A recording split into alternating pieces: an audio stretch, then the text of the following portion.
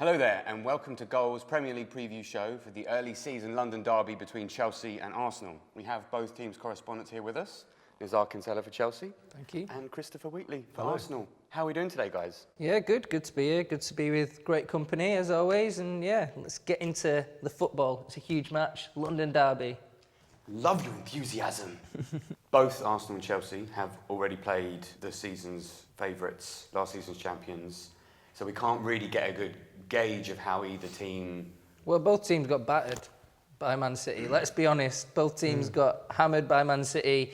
Both sides are trying to adapt, trying to learn new systems, and what it showed was that they're not really the finished article yet. In my opinion, Chelsea are not the finished article. They pummeled Huddersfield, but Huddersfield really didn't have much firepower. What was impressive was Chelsea took their chances. Okay, Morata didn't, but other players did.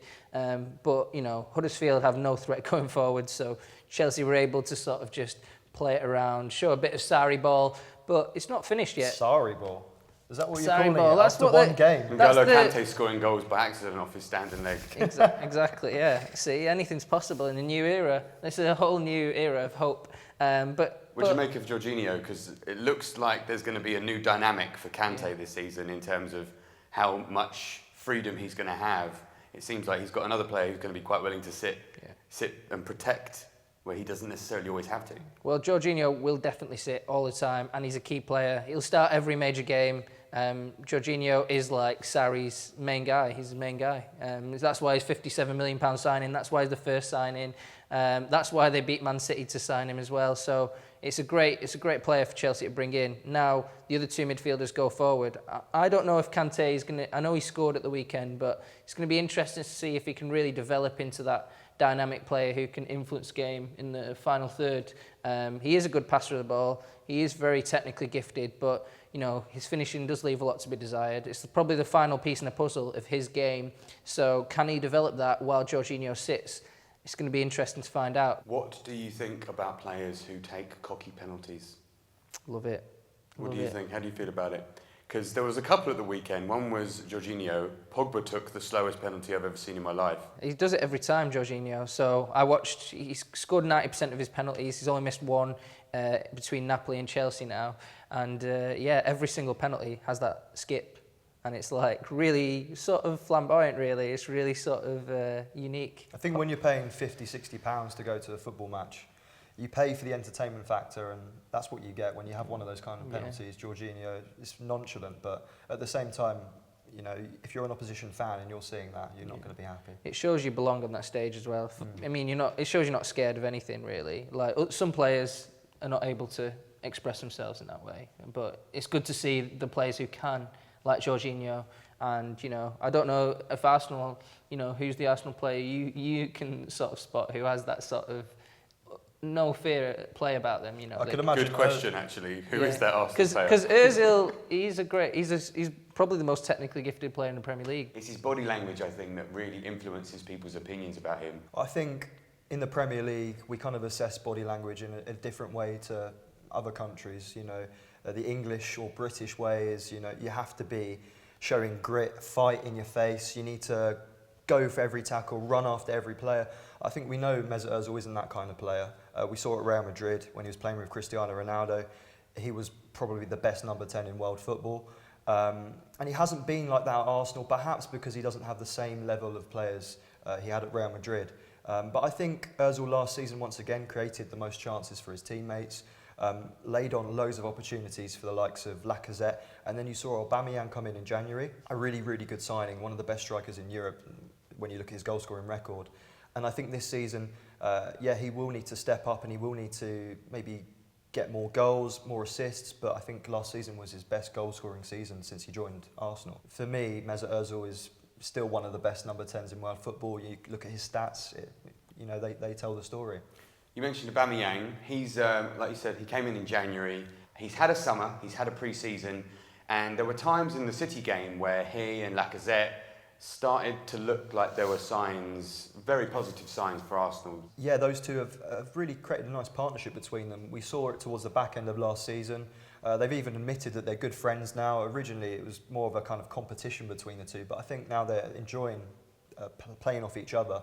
Aubameyang in particular, he's He scored 10 goals in 14 games after joining in January, which is pretty good going. And I think a lot of people are expecting big things of him this season. He's going to be Arsenal's main outlet for goals. I think Lacazette, again, he scores the odd penalty. He's a clinical finisher in the box, but generally I think Aubameyang is going to be the main man this season. Arsenal have had longer to sort of get to know their new manager. Quite a few players have come in over the summer as well. What do you make of those signings? Because some of them were more obscure than I think a lot of Arsenal fans were looking for, first of all. Is there enough fire? Because that's what Arsenal needed, wasn't it? They needed some fire. They needed some strength, some firepower, and that's exactly what they got. I think they signed some key players in key positions. So you got Leno, the goalkeeper from Leverkusen, made over 300 Bundesliga appearances. He's experienced. He's going to fight it out with Cech for that number one spot. Cech, if you saw him at the weekend, he made a few errors, and at 36 years old, he seems like he's trying to change into one of those kind of modern goalkeepers with the short passes at the back and stuff. And I think at that age, it's really impossible to change your style. Talking of the signings, you've got Socrates Papastafopoulos, is a Greek international, is solid at the back. He's one of my favourite defenders in recent years in European football. Again, people have said that maybe he's a bit too old, a bit too error-prone. Alongside Shkodran Mustafi, who made a few errors last season, it remains to be seen how they're going to play together. But I think Son got turned around several times. He did several 360s on Raheem Sterling's runs the other day. I mean, that's the only thing is, have they solved the problem? Because they've always been very good going forward, but they need them grunt players. I think it still needs time. I know Unai Emery wants to install like a kind of pressing system, similar to Klopp at Liverpool, similar to Sarri at Chelsea. It's going to take time. But they have signed a defensive midfielder, Lucas Torreira, who's Uruguay international, really impressed at the World Cup in the games he played.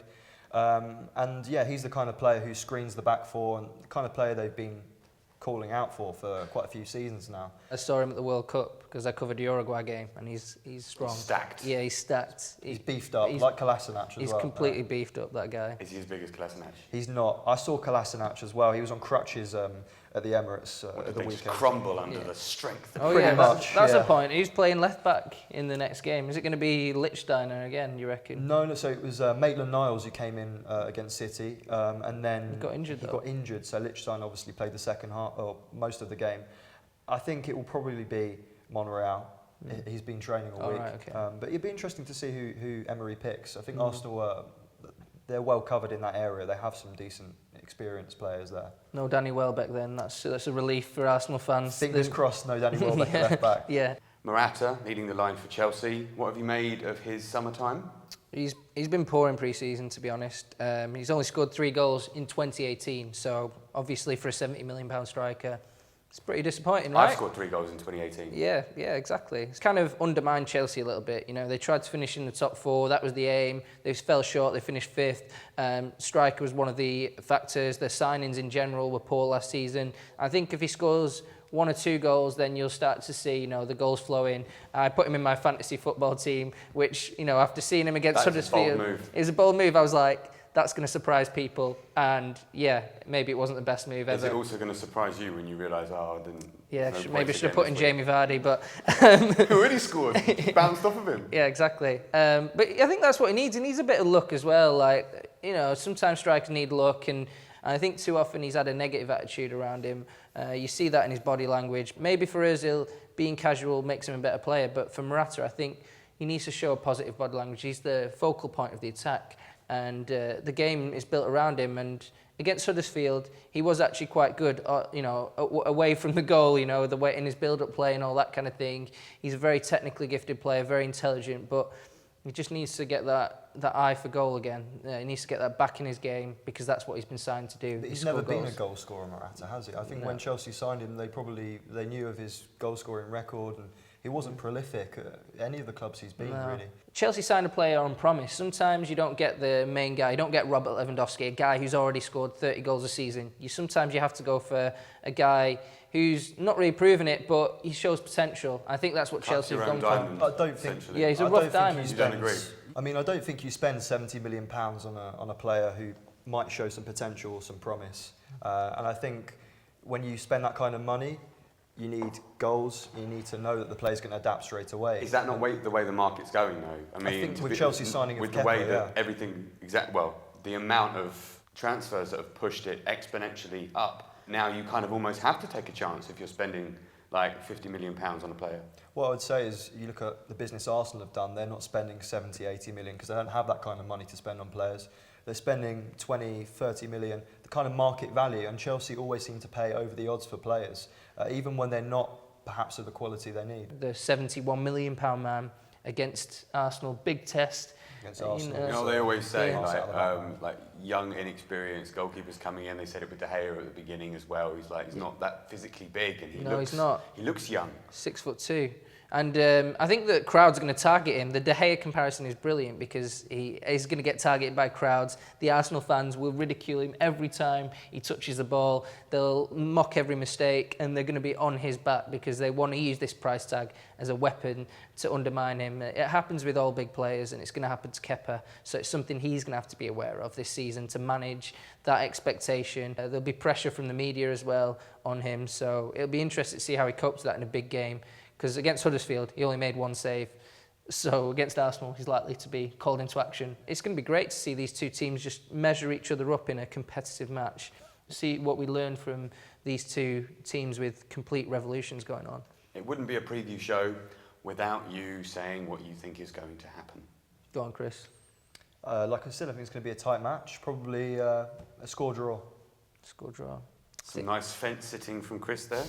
Yeah, I guess it's not very ambitious though, is it? You should be saying Arsenal should win this game. I'm going to say 5-1, but I'm not going to tell you who I think is going to win 5-1. All right. I think Chelsea will win. I think they've signed some pretty strong players and they're in good shape for this one. I think Hazard coming back could prove the difference.